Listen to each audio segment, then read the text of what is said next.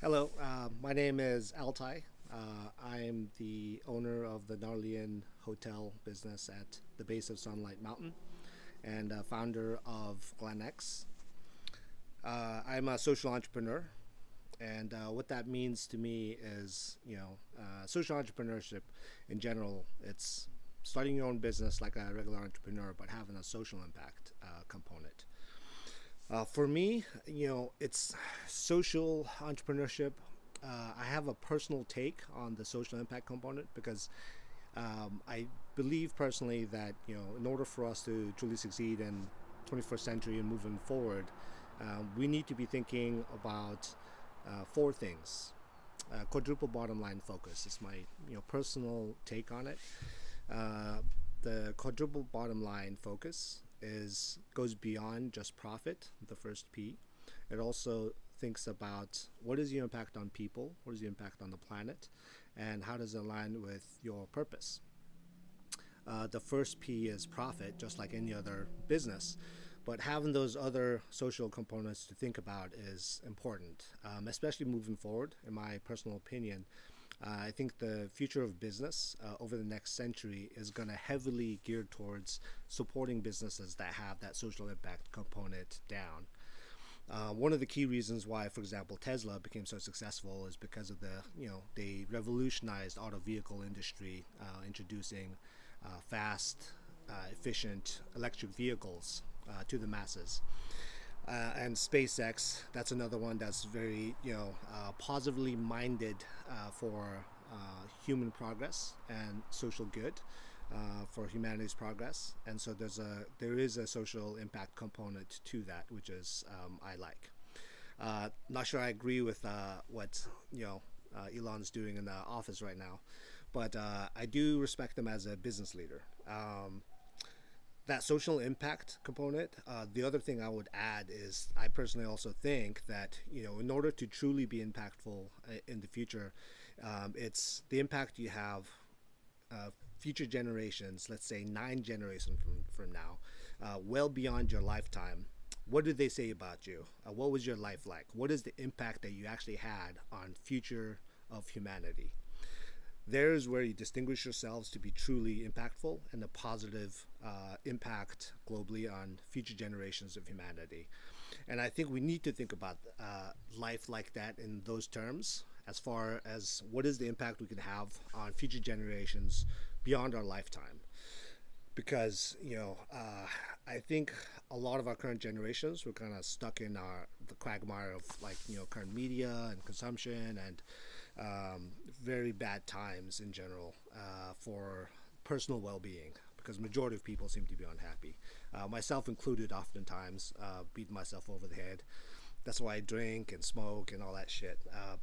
But if we're thinking in terms of future impact beyond our life, then it takes things to another level where now it's not a selfish thing that we're driving for. It's what is the impact we can have on the future.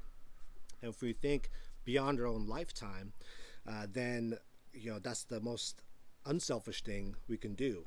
Thinking about beyond our life, so it means we have no personal gratification or happiness or anything like that from it. It's what is that impact on the future, and the reason why I like the idea of 9 generations in the future is because that's roughly about 200 years from now. Considering like let's say average age of mothers today is maybe 25 years old, so that's 8 generations from the current generation, so 9 generations total into the future. And the reason why that 200 years is significant is because, technically speaking, with our level of destruction on the world, we as a species could technically have 200 years left on Earth. I think Stephen Hawking's once predicted it was 100 years. I think that's a little bit radical. But with some of our devastation, it can conceivably be 200 years we have left on Earth. One statistic, for example, that might scare you, but also reveal the nature of why that's plausible, is that by 2050, there will be more plastics in the ocean than fish, and that's a staggering and scary thought. and we're consuming these fish, and if there's more plastics in the ocean than fish, then those fish are all polluted with plastics in them, and guess what, plastics also cause cancer. And so that's one way that's going to shorten our lives significantly throughout humanity, and that's just one pollutive. But there are many devastations, natural disasters, and things that are caused by humans that we are radically shifting the future of this world. A lot of car passing by. So yeah, that's why we need to think in those terms, like future, 200 years from now, what does the world look like? What does humanity look like? Like, fuck our current generation, fuck what the hell is going on right now. Like, we need to think about, our great grandkids. Like, are we even, are they even gonna have a life? Are they gonna live up to being our age? Like, I'm 40 now, about to be 41 next month. 100 years from now, everybody might be averaging way less as far as their lifespan, just because of cancers or other risks.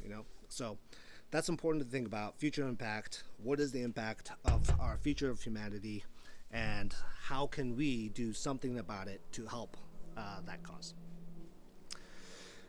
I'm, mostly I'd like to think of myself as in the education space, education industry, because most of what I've done as a social entrepreneur has been with my organization, GlenX. So with GlenX, I've worked on a lot of community projects to help the Roaring Fork Valley community from Aspen to Glenwood Springs, basically Aspen to Parachute, but the surrounding communities around Glenwood Springs, which the name GlenX derived from. And a majority of what I've done with GlenX has been education focused in some capacity. It started out as with Success Summit that was kind of like TED Talks.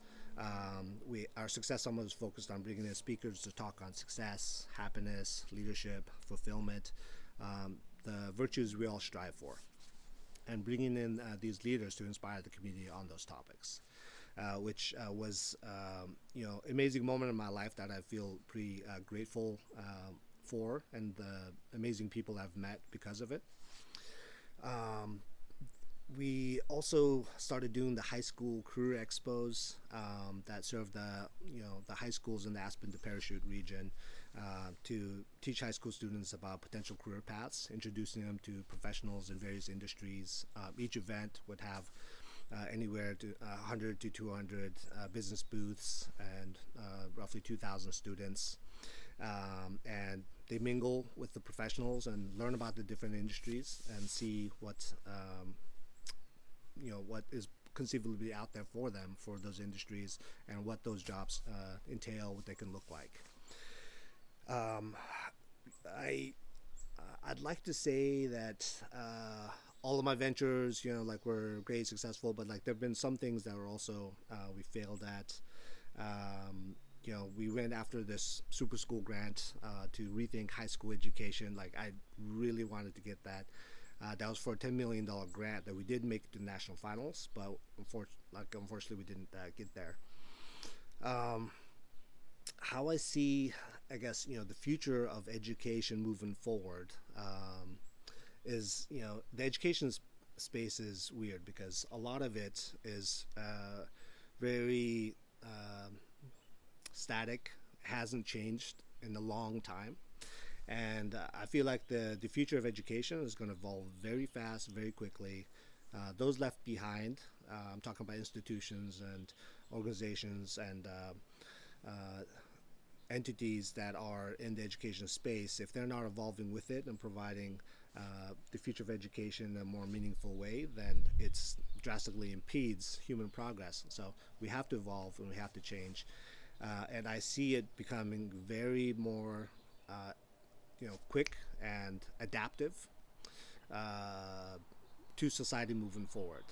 So new industries are going to pop up left and right, and we have to be able to adapt with it, introduce those industries. What is it like? Those working on the ground, be able to educate and mentor the future generations of it, especially with AI and technological advancements. New industries and careers are going to be popping up left and right all over the place. And the smaller your community is, the more you're going to get left behind, because the bigger city is going to have all the infrastructure and the networks to evolve and grow quickly. And the rest of the country, the rest of the world is going to get left behind without those resources. Luckily, things are connected online, and we could work with that. But right now, as is, with the framework that's right there now, like it's not enough. So all institutions have to evolve, especially colleges, because colleges are backwards in my opinion. Young adults having to pay money to learn. The young adults who have no money, it's backwards, and I think it's stupid. We have to have a better way to do it. And I think the solution to that is, of course, the colleges have to make money to be able to hire all the amazing professors and be able to work on scientific explorations and different projects, blah blah blah. How schools evolve and essentially get all that money, in my opinion, is what Stanford has done. Develop great incubator programs with business partners and with your students and your teachers. Start doing that now. Start evolving so that the future of your college, the future of your school, has future revenues that are not based on admissions and not based on anything traditionally what you have done before. Don't rely on donations and your donors and sponsors, etc. Build other revenue streams for your college and evolve your college now, because those get left behind. Those colleges are going away. I guess enough on that. I could keep on going about education, and I'll leave that for another video, another time, to talk about education more. Because there's different stages of it, 3 phases of education that I'd like to rethink. But first, starting with the adults college kind of level, 21 plus, because I'm currently working to convert my little ski lodge hotel at Base of Sunlight into a school, apprenticeship type school. At least start off with some remote programs and off-site programs with some students they're attending as well. But that too, I'll leave that for another video. To continue on with social entrepreneurship in the education space. What are my proudest accomplishments? Okay, I would say the first of each of the programs that we launched off, like each one was like unique, but also just made me very proud. Like, for example, the very first Success Summit, that was amazing to have Willie T. Taylor performing his music and talking about what makes him happy, which is playing music, and he's like a legend of a musician. Gretchen Bleiler was an Olympian and 4-time X Games gold medalist, a legend in her sport. She was also there presenting. And so, yeah, like the Success Summit, the first event, that was amazing. That was like, I felt on cloud nine. The first Career Expo for the high school kids, that was so cool, and felt great about it because all the high school kids just running around. Like, at first they weren't really sure what to do, and like they're hesitant to go talk to the adults and stuff. But I think at the end of the day, I think they got a lot out of it, and I think the professionals, they got a kick out of it too. Get out of the office for the day and go chat with some kids. So first of that was really cool. The Super School project, we didn't win, unfortunately. So I can't say that was one of my accomplishments.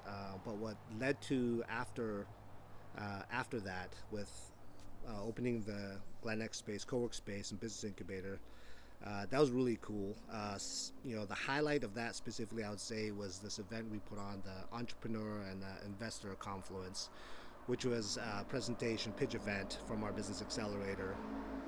And we had 8 presenters, and some of those presenters who went on to pitch that day to a room full of investors and business professionals.